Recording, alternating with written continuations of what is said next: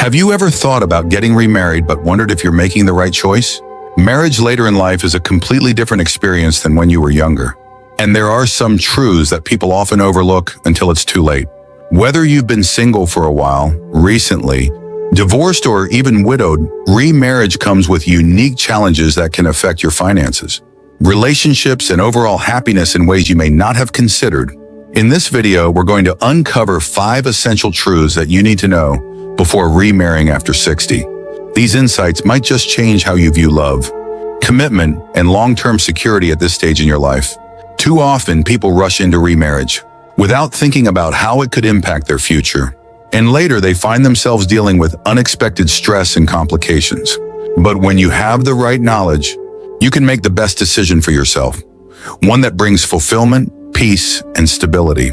Stay tuned until the end, because understanding these 5 truths could help you avoid unnecessary heartache and ensure that any new relationship you enter is truly right for you. Whether you're considering remarrying soon or just exploring the possibility, you'll want to hear this. Now let's get started. Number 1, financial realities change after 60. One of the biggest surprises people face when remarrying later in life is how much it can impact their financial situation.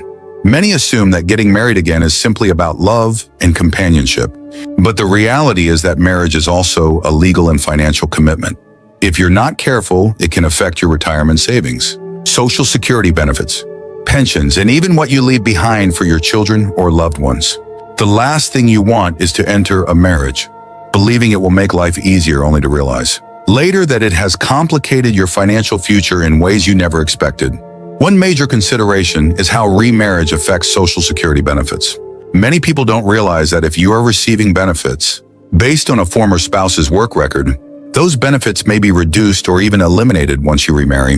This can come as a shock, especially if you are relying on that income to maintain your lifestyle. Additionally, pensions and survivor benefits often come with restrictions, some of which are voided upon remarriage.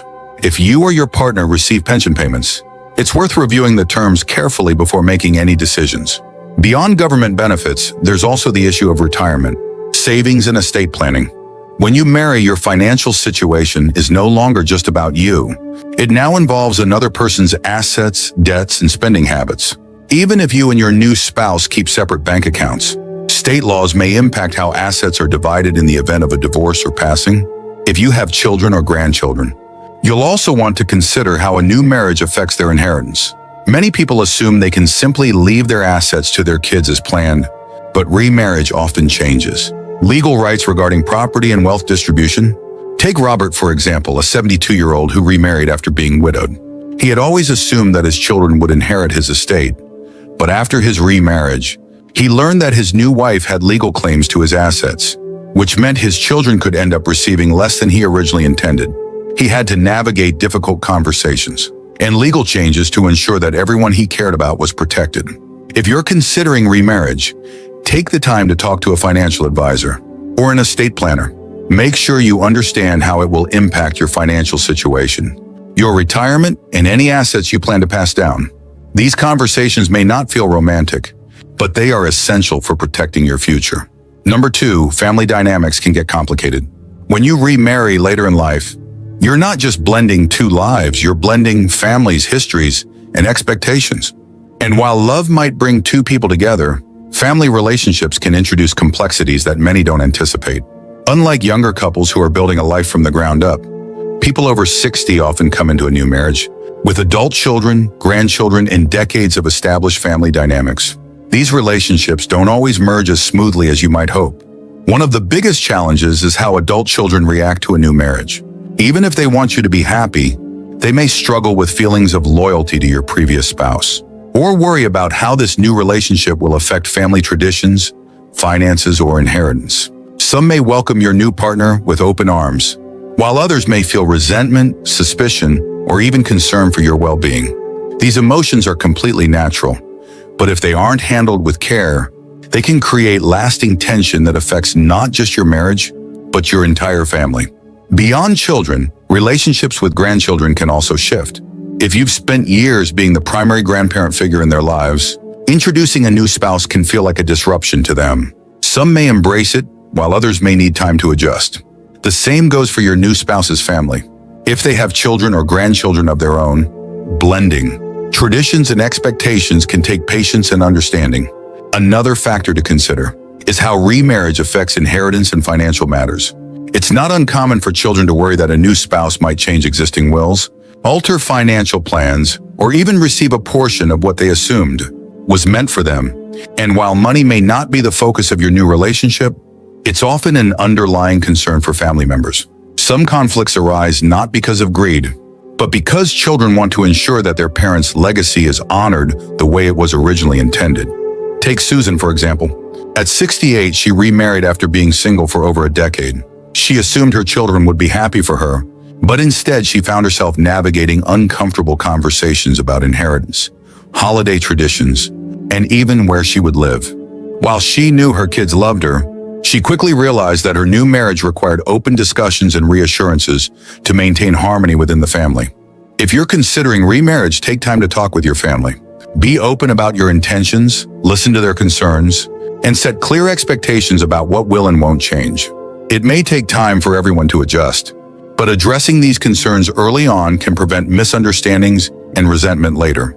The key is to approach these conversations with patience, honesty, and reassurance that your decision is about finding companionship while still valuing the relationships you've built over the years. If you're still watching this video and finding these insights valuable, please comment number 2 below to let me know you're here. And if you haven't subscribed yet, I recommend you subscribe and turn on the bell so you don't miss any videos. Your support helps us continue creating good content to inform and inspire you. Now let's move forward. Number 3, emotional expectations are different. At this stage in life, relationships look different than they did decades ago. When you were younger, marriage often revolved around building a life together, raising children, buying a home, growing careers. But after 60, priorities shift. Marriage isn't necessarily about starting from scratch. It's about companionship, emotional support, and maintaining independence while sharing life with someone. This change in dynamic is something many people don't fully consider before remarrying, and it can lead to unexpected challenges. One of the biggest differences is the level of independence each person brings into the marriage. By the time you reach your 60s, 70s, or beyond, you've already established routines, habits, and a way of living that suits you. You may have your own home, personal hobbies, and a daily rhythm that makes you feel comfortable. A new marriage introduces another person's habits, lifestyle preferences, and expectations into your world, and that adjustment isn't always easy. Some people expect remarriage to be as effortless as finding the right partner, but in reality, it requires careful navigation of boundaries, personal space, and individual identity. Unlike younger couples who may be building financial security together later in life, marriages often involve two individuals who are already financially stable and emotionally self-sufficient. This means that the reasons for coming together are different. Love, companionship, and shared experiences become more important than external achievements. However, this also means that both partners need to be clear about their expectations, how much time they want to spend together, how they handle disagreements, and how they maintain personal independence while still nurturing the relationship. Another factor to consider is past emotional experiences. If you've lost a spouse or gone through a difficult divorce, those memories and emotions don't simply disappear when you remarry. You and your new partner, both bring decades of history with you, previous relationships, family connections, and deeply ingrained perspectives on love and commitment. This isn't a bad thing, but it does mean that being emotionally open, patient, and understanding is essential. The way you communicate, express affection, or handle disagreements may be shaped by past experiences. And learning how to navigate those differences is key to a successful second marriage. Take Harold, for example. At 75, he found love again after being widowed for several years. But what he didn't expect was how different this new relationship felt compared to his first marriage. His late wife had been his partner for decades, and the way they functioned as a couple was deeply ingrained in him. His new wife, meanwhile, had been divorced for many years and valued her independence in ways he hadn't encountered before. It took time for them to find their rhythm, to balance closeness with personal space, to communicate without comparing the past, and to fully embrace the unique dynamic of their marriage. If you're thinking about remarrying, ask yourself, what do you truly want out of this relationship? Are you looking for companionship without too much change in your daily routine? Do you want to share a home, Or would you prefer to maintain separate living spaces? Are you emotionally ready for the realities of blending two established lives? The answers to these questions can help ensure that your next marriage is built on mutual understanding rather than unmet expectations. Number 4, legal considerations matter more than you think. Marriage isn't just an emotional commitment, it's a legal contract. And when you remarry after 60, the legal aspects of that contract can be far more complex than they were in your younger years. Many people assume that love alone is enough to make a marriage work. But without understanding the legal implications, you might find yourself facing unexpected consequences down the road. From prenuptial agreements to medical decision-making rights, there are critical legal matters that should be addressed before you say "I do." One of the first things to consider is how remarriage affects your estate planning. When you marry, your spouse may automatically gain certain legal rights to your assets, even if you intended to leave them to your children, grandchildren, or other loved ones. Without a clear plan in place, your estate could be divided in ways you never anticipated. This is why many people choose to update their wills or establish trusts before getting remarried, ensuring that their assets are distributed according to their wishes. Another important legal factor is medical decision-making. If you were to become ill or incapacitated, who would have the right to make medical choices on your behalf? In many cases, a spouse is automatically given priority over adult children or other family members. This can create tension, particularly if your new spouse and your children have different opinions on your care. Setting up advance directives or a medical power of attorney can clarify your wishes and prevent potential conflicts before they arise. Prenuptial agreements are another tool that can provide clarity and protection for both partners. While some people hesitate to bring up a prenuptial agreement because they worry it might seem unromantic, the reality is that it can help prevent misunderstandings and ensure that both parties are entering the marriage with clear expectations. A well-structured prenuptial agreement can outline how assets, debts, and financial responsibilities will be handled, reducing the risk of disputes later on. Take Eleanor, for example. At 67, she fell in love and was excited about remarrying, but she also had significant assets that she wanted to leave to her children. She and her fiancé had an open conversation and decided to draft a prenuptial agreement that clearly defined their financial boundaries. This not only gave her peace of mind, but also reassured her children that their inheritance was secure. Legal matters aren't always comfortable to talk about, but they are necessary. If you're considering remarriage, it's wise to sit down with an attorney who specializes in estate planning and family law. Having these discussions early on can prevent confusion and stress later, allowing you to focus on what truly matters, building a fulfilling and secure relationship. If you're still watching this video and finding these insights valuable, please comment number 4 below to let me know you're here. And if you haven't subscribed yet, I recommend you subscribe and turn on the bell so you don't miss any videos. Your support helps us continue creating good content to inform and inspire you. Now let's move forward. Number 5, the definition of happiness changes with age. As we get older, our understanding of happiness shifts. In our younger years, marriage often symbolizes building a future, raising a family, establishing financial security, or creating a shared life from the ground up. But after 60, happiness is no longer about building, it's about maintaining, enjoying, and finding fulfillment in the life you've already created. This means that before you remarry, it's essential to ask yourself, does this relationship align with the kind of happiness you truly want at this stage of life? Many people assume that getting married again will automatically bring them joy. But the truth is, happiness in later years comes from different sources than it once did. For some, it's about companionship and sharing daily life with someone. For others, it's about maintaining independence while having a partner for special moments. And for some, it's about preserving their lifestyle and not having to compromise on long-standing routines and habits. The key is understanding what happiness looks like for you now, not what it meant 30 or 40 years ago.